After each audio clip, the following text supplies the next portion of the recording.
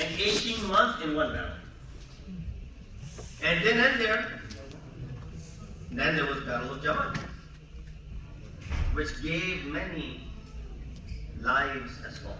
An unnecessary war waged against Amir al-Mu'mineen. And lastly, the Battle of Nahrawan with the Khawarij. Of course, these were the Khawarij who had separated from the Battle of Siffin after the Hakamain, that they went in the opposite direction. La hukma illallah. This was their slogan. No hukm except the hukm of Allah. No hukm except the hukm of Allah. I'm going to take one more minute of your time. That what Khawarij said that day, La hukma illallah, and thought that they were correct. Today you hear the similar segments, similar sentiments, when people come about and say, we don't need to do taqleed, we should follow the Imam al-Masum. I want to equate these both things. A little bit bold, but I'll equate them. Of course, nobody's denying following the Imam al-Masum. Imam al-Masum should be the only one that you follow. But in the absence of Imam al-Masum, tell me what is your access to what Imam has said.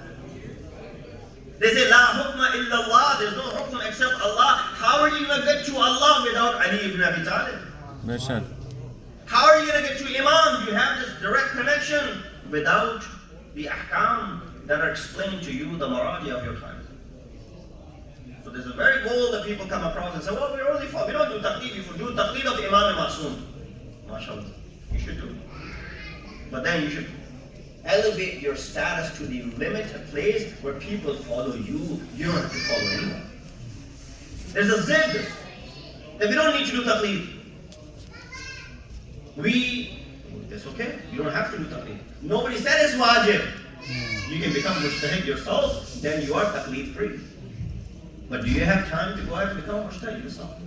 When you can't do that, the easiest way is to follow someone who has done hard work for you. To go ahead and do that. La hukma illallah, that day was said. And these people, they fought against Ali in Nahrawan. And in that battle, 4,000 of them were killed. 4,000. 10 survived and they fled. Amongst those 10 who fled, one of them was Abdurrahman ibn Musaib. Him and two of his friends, they made this plan that in this year, on the night of 19th of Ramadan, I will strike Ali in Kufa, one of them will strike Muawiyah in Sham, and third one will strike Amr ibn As in Misr. Only one was successful, and that was Abdurrahman ibn Musaib. He knew where Ali would be. Where can Ali be except in the Mihrab? And so he was able to find Amir al-Mu'mineen. And on that night he struck Ali ibn Abi Talib. The Qayamat that came about, Ali knew about it from the very beginning, because Rasulullah had said, Ya Ali, the Ashqa al-Awwaleen, the one who killed the Naqi Salih, wa Ashqa al-Akhirin is the one who will kill you. And that is the reason, as soon as Ali was struck, the sound that came about was what? تهدمت والله أركان الهدى. تهدمت والله أركان الهدى وانفصمت والله آلام التقى وانتصمت والله قروة الوثقى. قتل علي المرتضى قتله أشقى الأشقياء. The rain and sound came, and of course, this is where the daughters of Ali feel the pain. Amir al-Mu'mineen was brought back home in this halat that he was in, while his head is continuously bleeding. One of the atibba who was brought, he was able to do a procedure where he was able to stop the bleeding from the head of Ali. But he gave a very sad news to the family that Ali does not have much time. Don't count on Ali having too much time. He said, "Oh Ali, if you want to make any wasiyah, this is your opportunity. Make all your wasiyah. Because you won't be alive for too long." Amir al-Mu'mineen, in these 48 hours, Imam was still fulfilling his duties as Imam. Whenever water was brought to him, he said, "Give water to Ibn Muljim as well." Whenever food was brought for him, he couldn't eat, he said, "Bring food for Ibn Muljim as well." When Imam heard the moaning sound, he said, "Who is this?" He said, "Ibn Muljim, his hands are tied." He said, "Loosen the hands." Maybe Imam is giving a message to the people of Kufa. "Oh, people of Kufa, look today how Ali treats his enemies. Tomorrow, and after the aftermath of Karbala, when my children come to this city, make sure that you loosen the ropes and the chains from their hands and their necks as well." Ajrukum Allah. May Allah give you no grief and no sorrow except the grief and sorrow of Ahl-e-Bait.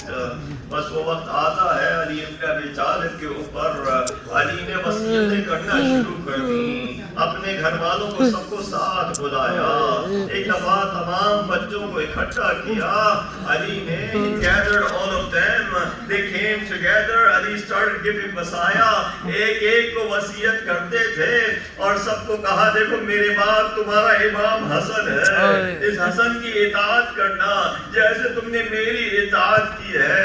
جب سب کو علی یہ کہہ چکے، جب اپنے بچوں کو قریب بلایا، صرف زینب ام کلثوم اور حسن و حسین کو بلایا، ساتھ بیٹھ کے علی نے گریہ کیا، زینب کے بوسے لیے۔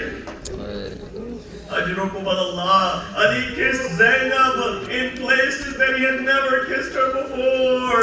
Zainab کو پوچھتی ہے، اے بابا آپ نے کبھی میرے بازوؤں کے بوسے نہ دیے تھے، آج کیوں کر لیتے ہیں؟ علی نے کہا ہے میری بیٹی ایک وقت آئے گا رسل بستو۔ اجرکم اللہ، خدا کسی وقت میں نہ رلائے، سوائے میں آل محمد کے چند جملوں کی زحمت اور تمام۔ ایک دفعہ علی نے سب کو وصایا دے دیے، ایک بیوی دور سے دیکھ رہی تھی، اس کے ان کا بیٹا ساتھ کھڑا ہے، ابو الفضل عباس آتے ہیں ام المنین کے پاس، کہتے ہیں بابا نے میرا ہاتھ کسی کے ہاتھ میں نہ دیا۔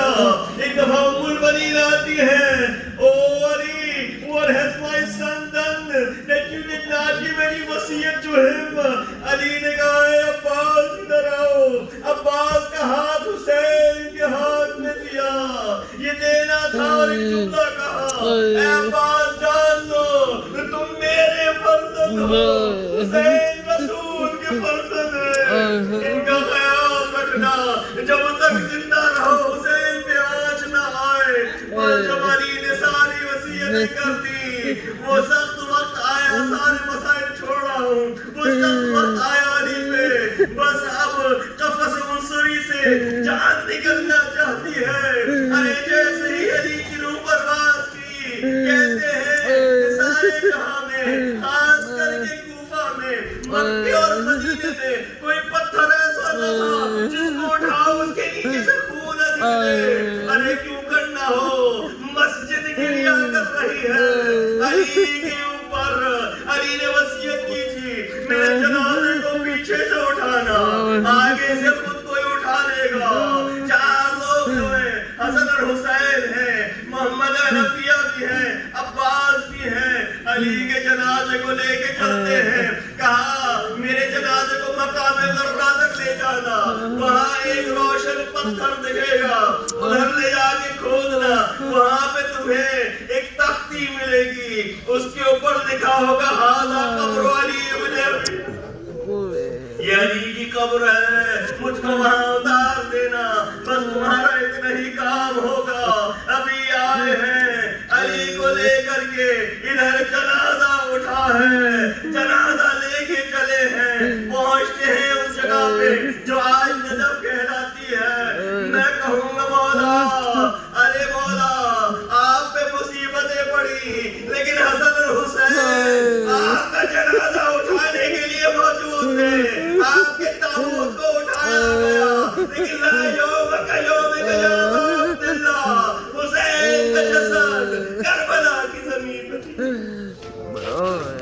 Hı hı hı.